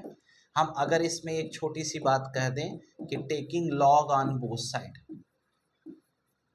दोनों साइड में हम क्या कर रहे हैं, लॉग कंसीडर करते हैं। अगर दोनों साइड में हम लॉग ले लेंगे तो हम कहते हैं पहले हम लॉग बेस ई ले रहे हैं, तो ये ln k हो गया और ये ln a हो गया प्लस ln e की power minus E A upon R T. ठीक है, ये एक फॉर्मूला है आगे इसलिए इसको बता रहा हूँ। तो ये e की power minus E A upon R T बन गया। अब हम कहेंगे ln k को रहने दीजिए, जो ln a है इसको भी रहने दीजिए, और ये प्लस है, और ये जो एक्सपोनेंट का केस है इसमें अगर इसे हम सॉल्व करेंगे तो ये minus E A upon R T हमें सॉल्व करने पर मिल जाता है। तो हम इसी कॉन्सेप्ट को और आगे लेकर चलेंगे तो हम ये देखते हैं ln k is equal to ln a minus E A upon R T, ये भी बन गया। कहते हैं इसको थोड़ा सा और सॉल्व कर लें तो ln k is equal to minus E A upon R T plus ln a, ठीक है, ये बन जाएगा प्लस ln a। तो ये हमारे पास एक छोटा सा इक्वेशन कंसीडर हमने कर लिया। अगर ये इक्वेशन हमने मान लिया फर्स्ट हो गया, ठीक है। अब जैसे वहां पर आए t is equal to T1 K1 पढ़ते थे, वही सेम अब देखिए एक्टिवेशन एनर्जी कांस्टेंट है, R कांस्टेंट है, A कांस्टेंट है, रेट कांस्टेंट और ये T, इसी में हम वेरिएशन कर सकते हैं। तो हम कहेंगे कि जब टेम्परेचर वेरी कराएंगे, जैसे at t is equal to T1 लेंगे तो K इज इक्वल टू क्या हो जाएगा, K1 हो जाएगा। यानी कि जब हम t is equal to T1 लेंगे, यानी कि टेम्परेचर बदल देने से, अभी यही बताया था ना, टेम्परेचर अगर आप चेंज करेंगे तो रेट कांस्टेंट वेरी कर जाएगा। तो जब t is equal to T1 लिया तो k is equal to K1 हो गया। ये फॉर्मूला बदल करके क्या हो जाएगा, ln K1 is equal to minus E A upon R T1 plus ln A। ये हमारे पास क्या हो गया, ये हमारे पास सेकंड इक्वेशन आ गई।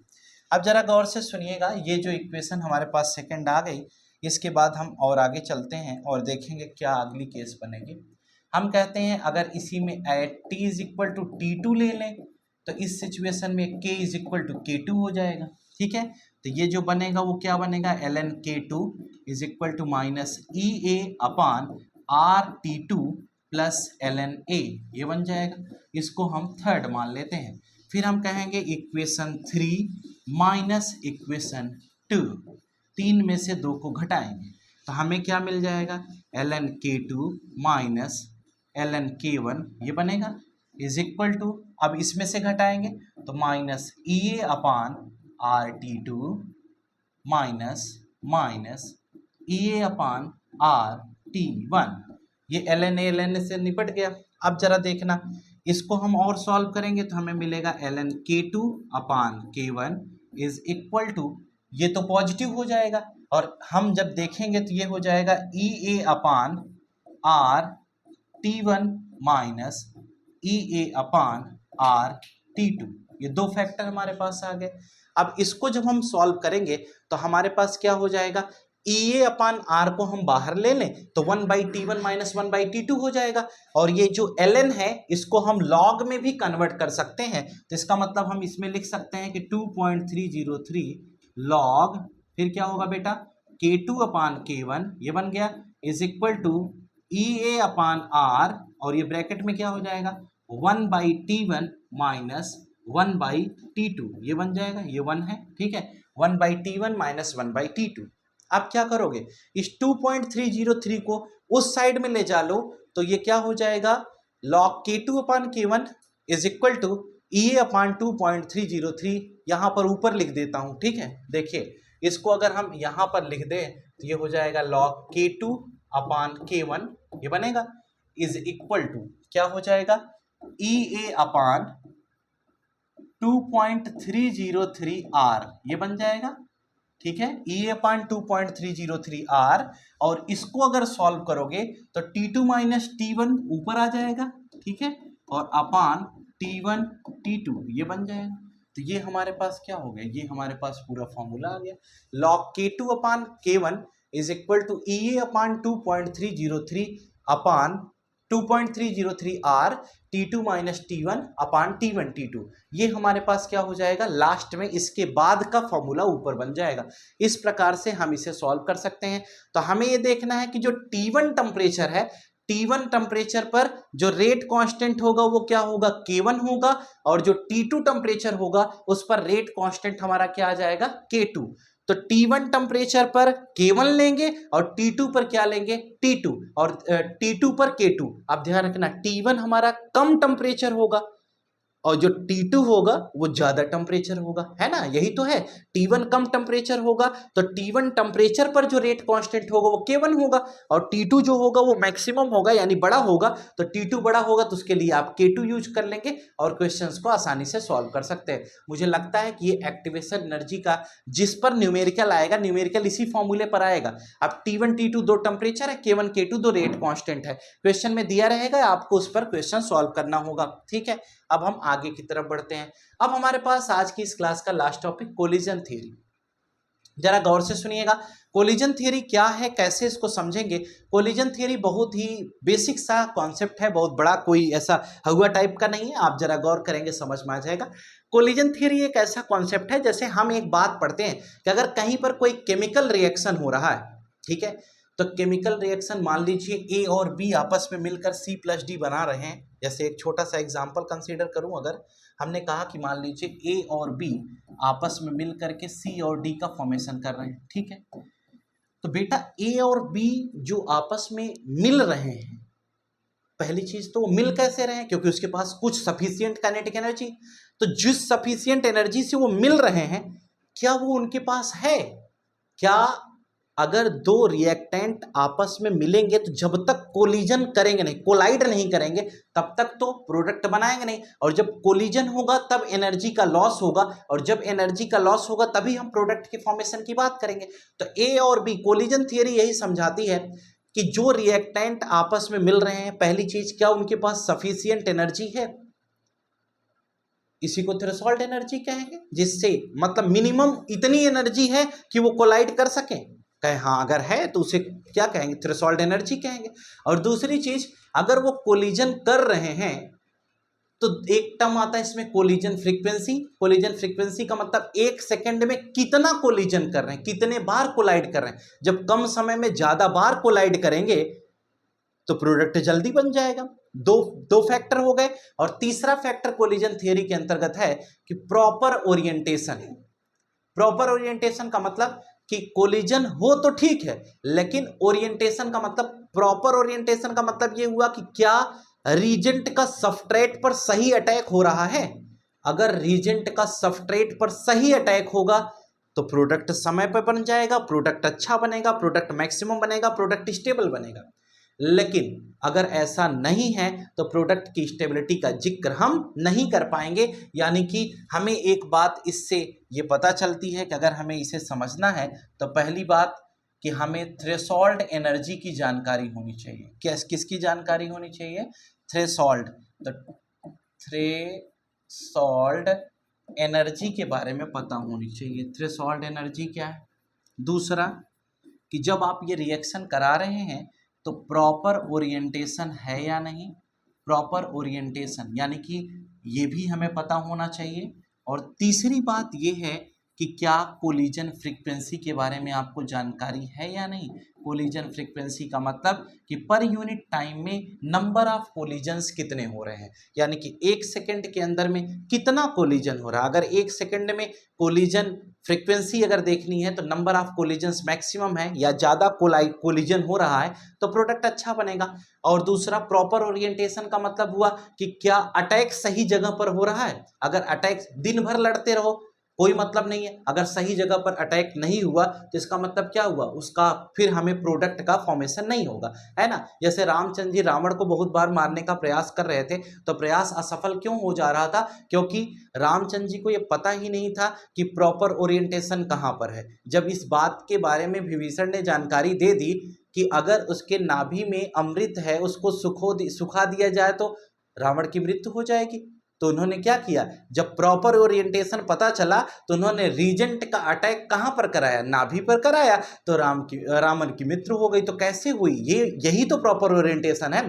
अगर ओरिएंटेशन आपको सही समझ में आएगा तभी आपका प्रोडक्ट फॉर्म होगा और प्रोडक्ट की स्टेबिलिटी बनेगी, अदरवाइज इसकी स्टेबिलिटी के बारे में हम बात नहीं कर सकते। तो ये बात आपको पता होनी चाहिए। कोलिजन फ्रीक्वेंसी का मतलब number of collisions per unit time is known as collision frequency. यानी कि अगर हम डिफाइन करने की बात करें, ये शॉर्ट नोट में एग्जाम में पूछा जा सकता है तो ध्यान रखें, यानी कि number of collisions per unit time, यानी कि एक सेकंड के अंदर में कुल कितना कोलिजन हो रहा है, ये कोलिजन फ्रीक्वेंसी कहलाती है। और दूसरी बात है कि अगर हम थ्रेशोल्ड एनर्जी की बात करें तो थ्रेशोल्ड एनर्जी का मतलब minimum energy by which colliding particles can participate in collision, यानी minimum energy required for collision. इसे हम क्या कहेंगे, इसको अगर हम समझाएं आपको तो हम इसमें पढ़ते हैं कि minimum energy by which colliding particles can participate in collision, यानी कि कम से कम वो एनर्जी जिसके थ्रू वो क्या कर सकते हैं, कोलिजन में पार्टिसिपेट कर सकते हैं, इतनी तो एनर्जी होनी ही चाहिए। इसे हम क्या कहते हैं, थ्रेशोल्ड एनर्जी कहते हैं।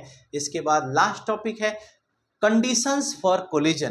कंडीशंस फॉर कोलिजन में पहला है थ्रेशोल्ड एनर्जी और दूसरा है प्रॉपर ओरिएंटेशन। प्रॉपर ओरिएंटेशन का मतलब अगर सही जगह पर अटैक हो गया तो इसका मतलब क्या होगा, इसका मतलब ये होगा कि अगर सही जगह पर अटैक आपने करा दिया तो प्रोडक्ट का फॉर्मेशन सही हो जाएगा। और प्रॉपर ओरिएंटेशन का एक सटीक एग्जाम्पल चैप्टर नंबर 596 में हेलो एल्केन एंड हेलोएरीन के SN1 और SN2 रिएक्शन के दौरान देखने को मिलेगा कि प्रॉपर ओरिएंटेशन क्या होता है, जहां पर फॉरवर्ड और बैकवर्ड रिएक्शन के कॉन्सेप्ट के द्वारा यह समझाया जाता है, जहां पर इन्वर्जन ऑफ कॉन्फ़िगरेशन एक टॉपिक है वहां पर बताया जाएगा। और प्रॉपर ओरिएंटेशन का मतलब यही है कि अगर फॉरवर्ड डायरेक्शन से रिएक्शन नहीं हो पा रहा है तो बैकवर्ड से कराइए, फॉरवर्ड में जूझिए नहीं तो ओरिएंटेशन अगर प्रॉपर नहीं हुआ तो प्रोडक्ट का फॉर्मेशन नहीं होगा।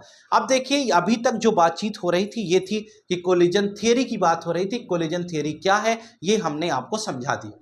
अब बेटा सवाल इस बात पर आकर के खड़ा हो गया कि कोलिजन थ्योरी हमें समझ में आ गई और ये चैप्टर हमारा पूरी तरह से खत्म हो चुका है। यानी कि आप देखें तो केमिकल काइनेटिक्स का ये पार्ट 2 था। पार्ट 2 लगभग 1.5 घंटे के आसपास का बन रहा है, पार्ट 1 2 घंटे का है। अब सवाल इस बात का है कि पार्ट 1 हमारा कंप्लीट हो चुका है, पार्ट 2 हमारा आज ये भी कंप्लीट हो गया, दोनों लेक्चर्स पूरे कंप्लीट हो गए हैं। मुझे उम्मीद है कि आप अच्छा करेंगे, मेहनत से पढ़ेंगे, तैयारी बनाइए पार्ट 3 के लिए, जहां पर हम आपको केमिकल काइनेटिक्स के न्यूमेरिकल प्रॉब्लम के साथ मिलेंगे। आज के लिए फिलहाल इतना ही। Good night to all of you. Today class is over. Thank you.